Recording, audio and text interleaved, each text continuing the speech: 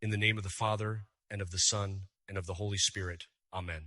What if the real battle shaping your life right now is not political, not cultural, and not even psychological, but something far deeper, far older, and far more structured than most people are willing to consider? Because behind what we see on the surface of modern life, there is a hidden layer of reality that operates with precision. It is not random, and it is not chaotic. It is organized, intelligent, and consistent in the way it influences human behavior and thought. Most people move through life reacting to what they can see: news, opinions, emotions, social trends, but very few pause to ask what might be shaping those reactions from behind the scenes, beneath the level of ordinary awareness. This is where we enter a subject many avoid entirely: demonology. Not the fictionalized version from horror stories, and not symbolic language, but a serious examination of how spiritual intelligence, specifically fallen angels, is understood to function within classical theology and tradition. And if this sounds distant or abstract, it becomes much harder to dismiss when you begin to notice patterns in human behavior that feel coordinated, repetitive, and deliberately destructive across cultures and generations. To understand this properly, we have to go back before human history, before the world as we know it, to the origin of angels themselves. According to traditional teaching, angels were created in unimaginable numbers far beyond human comprehension, and all at once in a single act of creation. Every human being, past and present, is believed to have a guardian angel, which alone implies an extraordinary population. But that is only one order among many, within a vast hierarchy of spiritual beings. What makes angels fundamentally different from human beings is not just their number, but the way they know reality. Humans learn gradually through experience, observation, and time. We piece together understanding step by step, forming ideas from repeated exposure to the world around us. Angels, however, are described as being created with immediate and complete intellectual awareness. In a single moment of existence, they understood their nature, their role, their purpose, and the full scope of reality relevant to them. There is no gradual learning process as we experience it. According to classical theological explanation, particularly in the work of Thomas Aquinas, this initial moment of creation included what is described as a complete act of knowledge. They understood not only themselves but also the order of creation and their place within it. This means they were aware of higher truths, including divine realities beyond human comprehension, and they were also aware of the consequences of their choices before they made them. Nothing about their initial decision was made in ignorance or confusion. In that moment of clarity, something else followed immediately: a decision. Each angel freely chose either to align with the order they were given or to reject it. This was not a process stretched over time, but an instant act of will made with full understanding. Those who accepted their place entered into union with God, described as the beatific vision, a state of complete fulfillment and communion. Those who rejected it experienced an immediate and irreversible rupture, a fall that defined their existence afterward. From that point on, what we call demons are understood as beings fixed in that original rejection. Their nature did not evolve gradually into evil, rather, their will became permanently aligned with that initial choice. What follows from this is critical for understanding their behavior. Unlike humans, whose decisions shift over time, angels do not operate in a state of psychological development. Their choice is not revisited or revised, it is permanent. This permanence means that what defines them is not confusion or internal conflict in the human sense, but a fixed orientation of will. They remain entirely consistent with the decision they made at the beginning of their existence. And yet, even within that fixed state, their understanding of reality remains intact. They are not ignorant. They know what they rejected, they know what they lost, and they understand the nature of the order they turned away from. This creates a very specific internal condition, often described as a state of irreversible contradiction. They recognize the good they rejected, but cannot return to it. That awareness does not lead to change, it becomes part of their suffering. At the same time, their interaction with human beings becomes focused and strategic rather than random. They do not act without purpose. Their influence is directed through observation, pattern recognition, and exploitation of human weakness. And this is where the subject moves from abstract theology into something much closer to lived experience, because the patterns attributed to this influence often mirror real psychological and cultural behaviors seen in the world today. To understand how this works, we have to look next at how their knowledge operates in relation to human nature, and how that understanding allows for influence that is subtle, gradual, and deeply personal. To understand how this works more deeply, we have to return to the moment of their creation, because the key to demonic psychology is not chaos, but clarity that became permanently fixed in one direction. In that first instant of existence, angels did not slowly form opinions or develop beliefs over time. They saw reality in a single, complete act of understanding. This kind of knowledge is difficult for us to imagine because human thinking is layered and gradual. We learn through correction, through experience, and through comparison. Angels, by contrast, were created with an immediate and total awareness of what they were, what God is, and what their existence meant within the order of creation. That awareness included not only intellectual understanding, but also a kind of infused recognition of divine truth. They understood higher realities, including truths about God's plan and the unfolding of creation, in a way that required no progression or development. At that moment, their will responded instantly. There was no hesitation, no ignorance, and no uncertainty. The decision they made was not based on incomplete information, but on a complete and direct perception of reality. Those who accepted that order entered into a state of fulfillment that is described as complete union with God. Those who rejected it experienced an immediate rupture from that order, a break that defined their entire existence from that point forward. What is important to understand is that this rejection was not temporary or emotional in the way human decisions often are. It was absolute. Once made, it became permanent because the angelic will does not function in stages or cycles of change. From that moment, what we refer to as demons are not beings evolving toward evil, but beings fixed in a single, irreversible act of rejection. Their identity is bound to that original decision, and everything they do flows from it. However, their understanding did not disappear. They still perceive reality clearly. They still understand truth, order, and goodness. But they experience them from the perspective of having rejected them entirely and definitively. This creates a very specific internal condition. It is not confusion, but contradiction without resolution. They know what they lost, they know what they rejected, and they know it cannot be recovered. In traditional accounts, this awareness contributes to what is described as the pain of loss. It is not merely external punishment, but an internal experience of separation from the very purpose they were created for. In addition to this, they retain what could be described as their natural inclination or assigned role within creation. Each angel was created with a specific purpose tied to the order of the universe. But once that purpose is rejected, it does not disappear. It becomes inverted. The same structure that once directed them toward a good end is now expressed in opposition to it. This is one of the most important insights into how demonic activity is understood. It is not random destruction. It is often a distortion of what was originally ordered toward good. Their intelligence remains fully active, which means they can analyze human behavior, understand patterns, and observe tendencies with extraordinary precision. They do not need to guess how people will respond. They can study and anticipate with high accuracy. This is why their influence, in theological understanding, is often described as strategic rather than chaotic. It is not about force, but about observation, repetition, and gradual influence over time.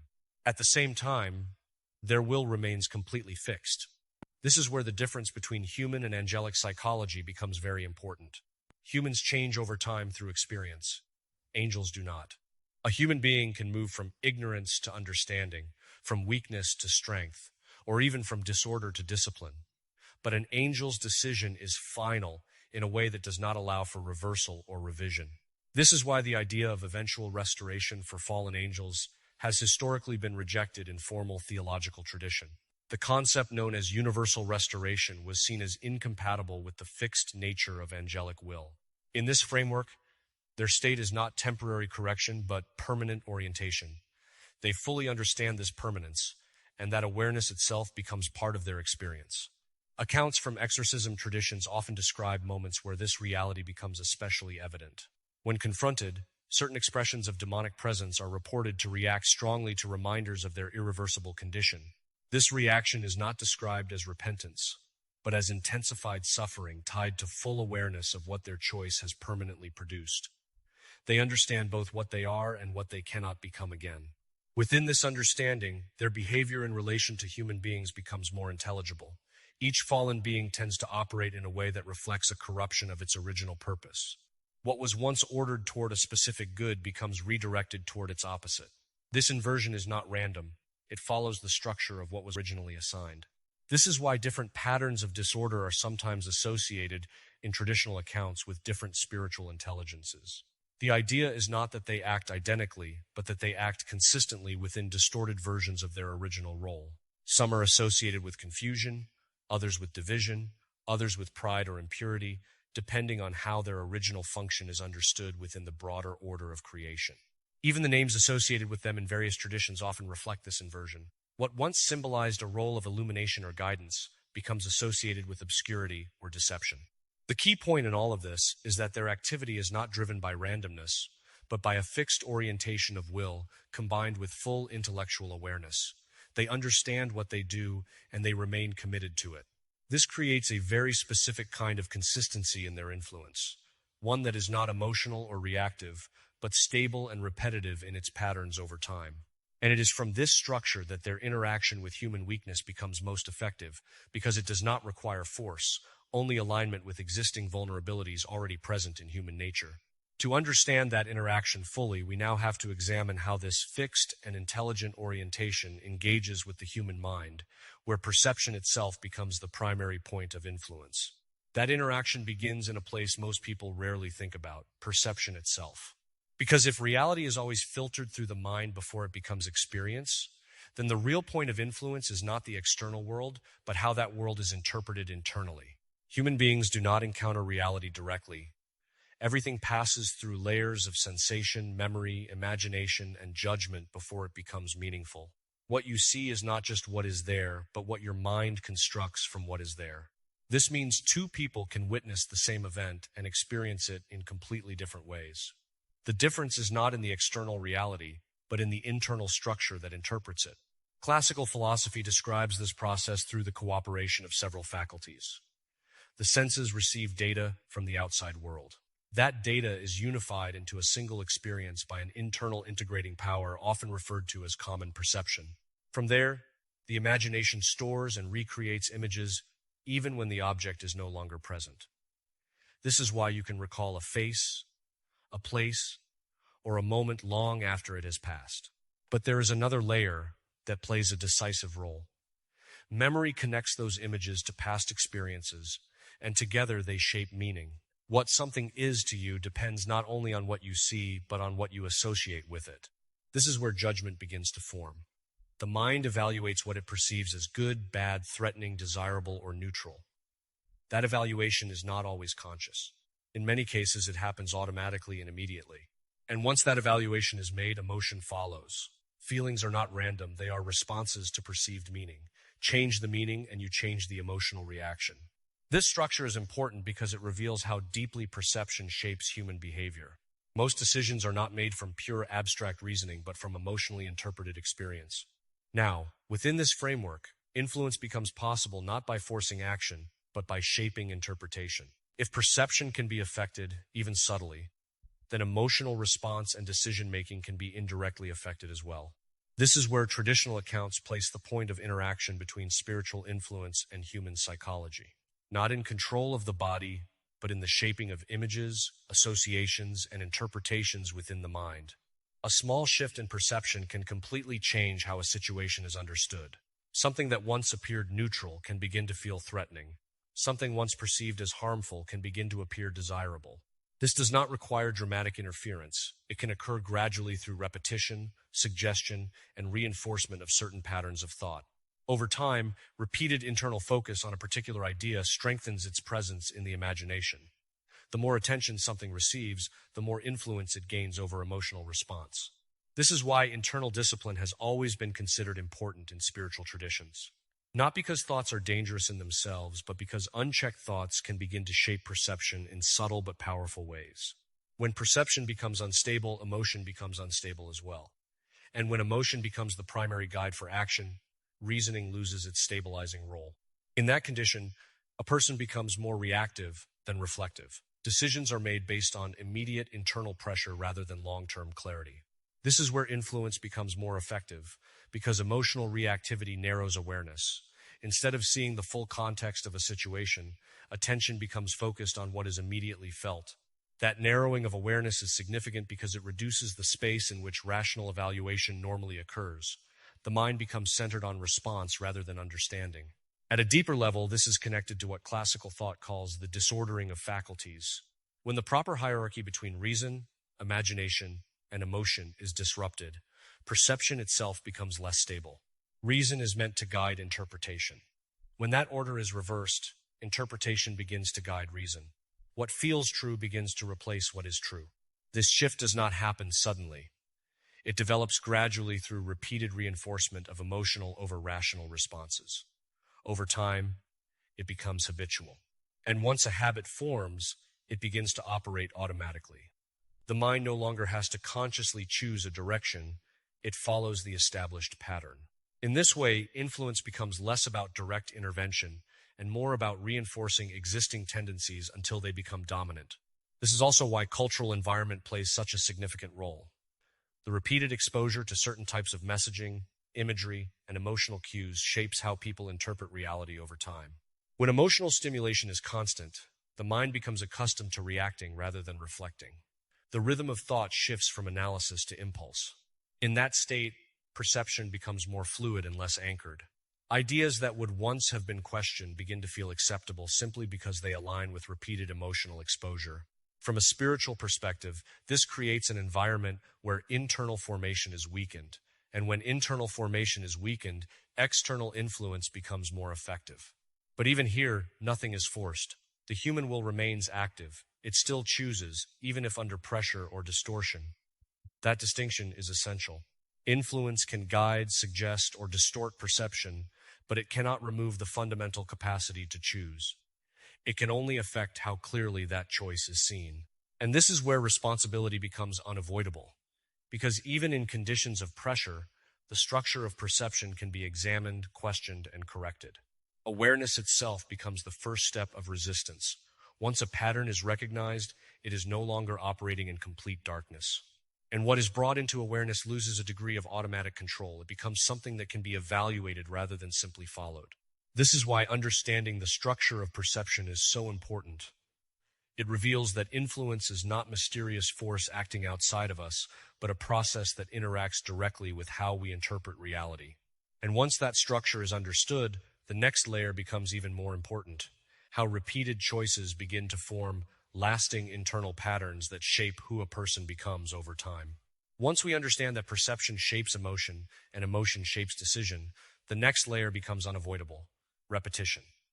Because no single moment defines a person. What defines a person is what they repeatedly allow to form inside them over time. Human beings are not static. The mind is constantly being shaped through small, often unnoticed choices. Each thought entertained, each reaction repeated, each behavior reinforced contributes to a larger internal structure. At first, these choices feel isolated. A reaction here, a compromise there, a moment of clarity followed by a return to old habits.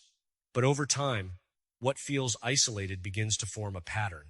And once a pattern forms, it begins to feel natural. What once required effort slowly becomes automatic. What once felt like a decision begins to feel like identity. This is the gradual process through which habits are formed, not through dramatic shifts, but through repetition that slowly reduces resistance. The mind learns to follow familiar paths because familiarity requires less internal effort. From a psychological perspective, this is simply efficiency. But from a moral and spiritual perspective, it is formation. Because what is repeated eventually becomes what is stable. This stability works in both directions. Repeated order strengthens clarity. Repeated disorder weakens it. Over time, the direction of repetition determines the direction of character. This is where internal structure becomes critical. A person who repeatedly aligns thoughts and actions with truth develops a stable inner orientation. A person who repeatedly ignores that alignment develops instability. Now, within this framework, external influence does not need to force behavior. It only needs to reinforce what is already being chosen internally. Weakness does not have to be created. It only needs to be repeated. This is why small compromises matter more than they appear to. Each one seems minor in isolation, but together they shape the direction of the will. And once the will begins moving consistently in one direction, it becomes increasingly difficult to reverse without conscious effort and interruption of the pattern. This is also where spiritual discipline becomes structurally important. Practices that interrupt repetition, reflection, restraint, Examination of conscience creates space where automatic behavior can be interrupted. Without interruption, patterns continue to reinforce themselves unchecked. With interruption, there is space for correction.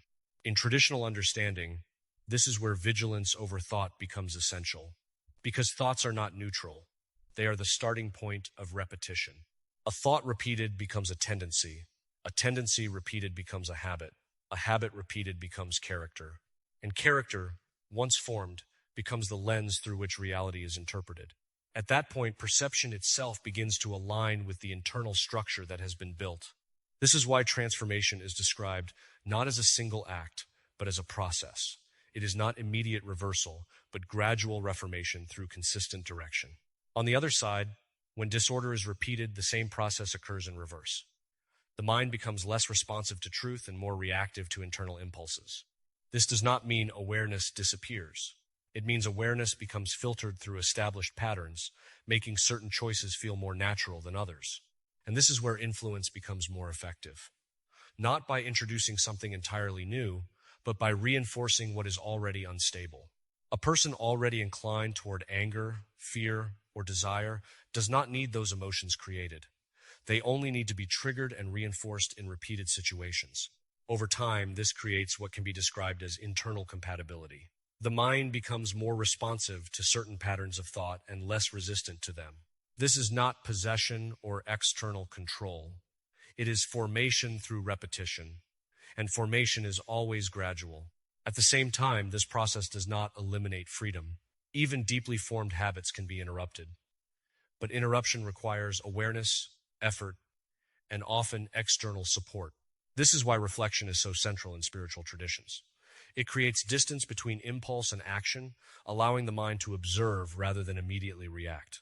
That small gap is where freedom becomes active again. Without it, reaction is automatic. With it, choice becomes possible. When this process is extended to a wider level, it also explains how collective patterns form. Societies are shaped by repeated cultural behaviors, just as individuals are shaped by repeated personal ones. When certain emotional responses are reinforced across large groups, they begin to define cultural norms. Over time, what is repeated publicly becomes what is accepted privately. This is how entire environments shift gradually without any single defining moment. The change is cumulative, not instantaneous.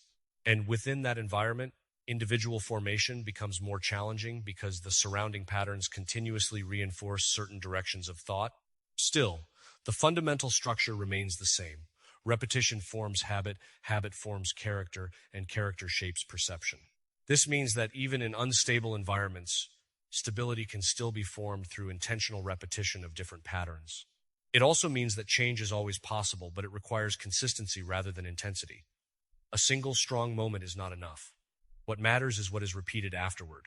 And this is where the deeper conclusion begins to emerge. Influence, whether internal or external, does not determine the final outcome. It interacts with something more fundamental, repeated human choice. Because while external forces can suggest direction, they cannot replace the ongoing process of formation that happens through daily decisions. And it is in those decisions, repeated quietly over time, that the true structure of a person is built